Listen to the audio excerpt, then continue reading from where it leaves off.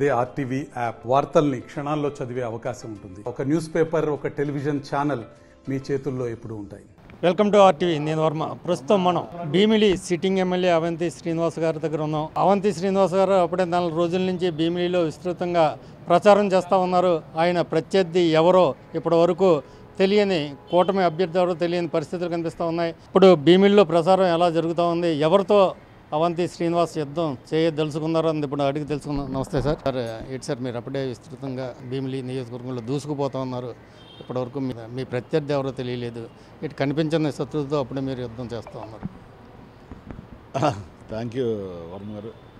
ముఖ్యంగా ఈ 5 సంవత్సరాల కాలంలో గౌరవ ముఖ్యమంత్రి శ్రీ వైఎస్ జగన్మోహన్ రెడ్డి గారి నాయకత్వంలో మరి సుమారు 2,200 కోట్ల రూపాయల సంక్షేమ కార్యక్రమాలు, 500 కోట్ల అభివృద్ధి కార్యక్రమాలు భీమిలో ఖర్చు పెట్టి, అలాగే గడప గడపకి మన ప్రభుత్వ కార్యక్రమం ద్వారా కూడా మనం ఒక సుమారు 2.5 years నుంచి 127 సచివాలయాలు ఉన్నాయి మా నియోజకవర్గంలో. ప్రతి గ్రామాన్ని, ప్రతి వార్డుని, ప్రతి ఇంటిని కూడా టచ్ చేసి అందరిదే వాళ్ళ చిన్న చిన్న సమస్యలను అక్కడే పరిష్కారం చేసి, పెద్ద ఏమైనా ఉంటే అధికారుల దృష్టికి తీసుకెళ్ళి పరిష్కరించడం జరిగింది. అది చాలా సంతృప్తినిచ్చింది. ఎందుకంటే ఈ ముఖ్యమంత్రి గారి ఆలోచన వల్ల, గడప గడప మన ప్రభుత్వం వల్ల 3,50,000 మంది ఓటర్లను నేరుగా కలుసుకునే భాగ్యం నాకు కలిగింది. అది గొప్ప విషయం, మామూలు విషయం కాదు. మరి ఈ వయసులో అలా జరగడం లేదు. రెండోది, మన దగ్గర దళారీ వ్యవస్థ లేదు, ఎలాంటి అవినీతి లేదు, ఎలాంటి కబ్జాలు లేవు. ప్రజలకు మనం ఎప్పుడు అందుబాటులో ఉండే వ్యక్తి.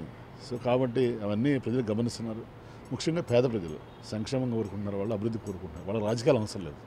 సో వాళ్ళకి ఎవరు ఎప్పుడు అందుబాటులో ఉంటారు, ఎవరికి ఎప్పుడు ఏ అవసరం వచ్చినా, మంచి అయినా చెడు అయినా, కష్టమైన సుఖమైనా ఎవరు మనకి అక్కడికి వస్తారనేది చూస్తారు ప్రజలు. ముఖ్యంగా ఉత్తరాంధ్ర ప్రజలు చాలా మంచివారు, సహజాల ప్రజలు, వాళ్ళు అభివృద్ధిని కోరుకునే ప్రజలు, సంక్షేమాన్ని. కాబట్టి మరి ఆ మంచి పేరు ఉంది కాబట్టి గౌరవ ముఖ్యమంత్రి జగన్మోహన్ రెడ్డి గారు మళ్ళీ మీరు ఎలక్షన్లో భీమిలి నుంచి పోటీ చేయమని వారు ఆదేశించారు. వారి ఆదేశాల ప్రకారం 3వసారి భీమిలి నుంచి పోటీ చేయడం జరుగుతుంది. సో గతంలో 2 సార్లు ప్రజలను దీవించి అసెంబ్లీకి పంపించారు. జగన్ గారు మంత్రి పదవి కూడా ఇచ్చారు, మళ్ళీ కూడా ఇస్తామని చెప్పారు. కాబట్టి భీమిలి నియోజకవర్గ ప్రజలందరికీ మీ ద్వారా నేను విజ్ఞప్తి చేస్తున్నాను. 2 సార్లు ఆశీర్వదించి అసెంబ్లీకి పంపించారు. మరి 3వసారి కూడా మీ అతి పవిత్రమైన ఓటు, అమూల్యమైన ఓటుని ప్రతి ఒక్క వ్యక్తికి 2 ఓట్లు ఇస్తారు. ఒక ఓటు ఎమ్మెల్యేగా నాకు, అవంతి శ్రీనివాసరావుకి ఫ్యాన్ గుర్తు మీద, 2వ ఓటు శ్రీమతి బొత్స ఝాన్సీ లక్ష్మి గారు ఎంపీ అభ్యర్థి, వారికి 2 ఓట్లు కూడా వేసి.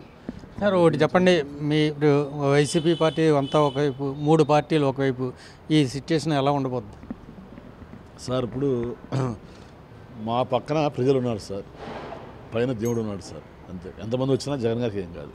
Thank you sir. ఒకటి చెప్పండి, ఇప్పటి వరకు కూడా మీ అపోనెంట్ ఎవరో ఇప్పుడు వరకు తెలియలేదు. ఎందుకంటే మీకు భయపడా, లేకపోతే ఇక్కడ మీతో పోటీ చేయడం కాలం ముందుకు రావట్లేదా? అంటే దాన్ని బట్టి మనం అర్థం చేసుకోవాల్సింది ఏంటంటే, కూటమి అనేది ప్రజల ఆకాంక్షలకు అనుగుణంగా ఏర్పడలేదు, ఓన్లీ అధికారం కోసం ఏర్పడింది. కాబట్టి ప్రజలు వారిని తిరస్కరిస్తారు. సో ఒకటే చెప్తా ఉన్నారు అవంతి శ్రీనివాసరావు గారు, ఇప్పటి వరకు కూడా నా ప్రత్యర్థి ఎవరో నాకు తెలియలేదు, అయినా నేను ప్రసారంలో దూసుకుపోతా ఉన్నాను, ఖచ్చితంగా భీమిలి నుంచి గెలుస్తాను, విశాఖ రాజధానిగా జగన్మోహన్ రెడ్డి గారు పాలనా పగ్గాలు చేపడతారని చెప్తా ఉన్నారు. ఆర్టీవీ కోసం కెమెరామెన్ అజయ్తో కలిసి వర్మ, విశాఖపట్నం. మరిన్ని వీడియోస్ కోసం ఛానల్ ని సబ్స్క్రైబ్ చేయండి, లేటెస్ట్ అప్డేట్స్ కోసం వాట్సాప్ ఛానల్ ని ఫాలో చేయండి, అండ్ లింక్ డిస్క్రిప్షన్ లో ఉంది.